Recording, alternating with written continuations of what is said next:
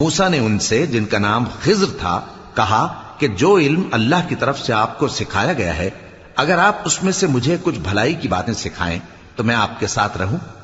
خضر نے کہا کہ تم میرے ساتھ رہ کر صبر نہیں کر سکو گے، اور جس بات کی تمہیں خبر ہی نہیں اس پر صبر کر بھی کیسے سکتے ہو؟ موسیٰ نے کہا اللہ نے چاہا تو آپ مجھے صابر پائیے گا، اور میں آپ کے ارشاد کے خلاف نہیں کروں گا۔ خضر نے کہا اگر تم میرے ساتھ رہنا چاہو تو شرط یہ ہے مجھ سے کوئی بات نہ پوچھنا جب تک میں خود اس کا ذکر تم سے نہ کروں۔